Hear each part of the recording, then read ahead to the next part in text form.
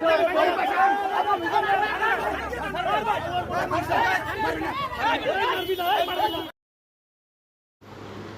যে দেখতে পাচ্ছেন যে এখানে নীল গেঞ্জি গায়ে দেওয়া এই লোকটি হচ্ছে একটি অটো চুরি করে আজকে ধরা পড়েছে। সাধারণ মানুষ যারা আছেন তারা সবাই তাকে মারার জন্য খুব হুমড়ি খাচ্ছেন। আপনারা দেখতে পাচ্ছেন যে বরগুনা ফার্মেসি পট্টির এখানে একটি লোক একটা অটো নিয়ে আসে। অটো নিয়ে আসার পর অটো রেখে তারপর একটা ডক্টর দেখায়। ডক্টর দেখানোর সময় ওই চোরটি দূর থেকে অটোগুলো ফলো করে। অটো ফলো করার পরে এই যে দেখেন যে চোরটি আমরা দেখিয়ে দিচ্ছি। অনেক লোকের ভিতরে আসলে চেনা দেয়, এই জন্য আমরা চিহ্নিত করে দিয়েছি। ওই চোরটি হচ্ছে অটো চুরি করার জন্য দূর থেকে অটোটি ফলো করার পর যেই অটোর মালিক এবং রুগী যখন ডাক্তারের কাছে যায় এই সুযোগ নিয়ে অটো তার ছিঁড়ে তার জোড়া দিয়ে তারপরে অটো চালু করে অটোটা নিয়ে খুব দ্রুত বেগে ছুটে এবং যাওয়ার চেষ্টা করে। তখন সাধারণ মানুষ আসলে ধরার চেষ্টা করে। সাধারণ মানুষ দেখে চোরটি গাড়ি রেখে তারপরে পালানোর চেষ্টা করে।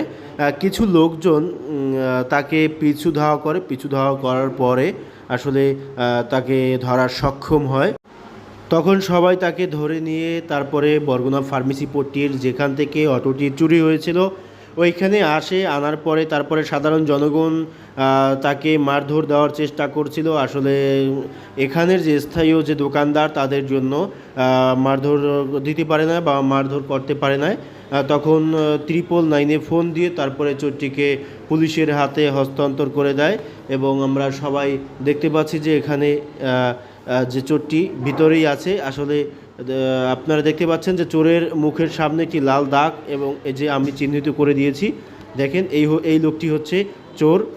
এই লোকটি হচ্ছে চোর। আসলে আজকে একটা অটো নিয়ে তারপরে পালানোর চেষ্টা করছিল। সাধারণ মানুষ তাকে ধরে ফেলেছে। এখন পুলিশ এসেছে। পুলিশ আসার পরে তারা পুলিশের কাছে চোরটিকে হস্তান্তর করে দিয়েছে এবং তারা চোরটিকে থানায় নেওয়ার চেষ্টা করছে। আশা করি যারা এই অটো চালান বা রাস্তাঘাটে গাড়ি ঘোড়া রাখেন তারা অবশ্যই একটু সতর্কভাবে থাকবেন।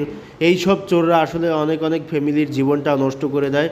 একটা ফ্যামিলিতে সাধারণ একটা মানুষ থাকে না, তার ফ্যামিলিতে 4-5 জন 10 জন মানুষ থাকে। তাদেরও কিন্তু এই গাড়ির উপর জীবন জীবিকা নির্ভরশীল করে। আশা করি সবাই ভিডিওটি শেয়ার করে দিবেন, সবাই যেন সবার কাছে পৌঁছতে পারে এবং সবাই যেন দেখতে পারে। ধন্যবাদ।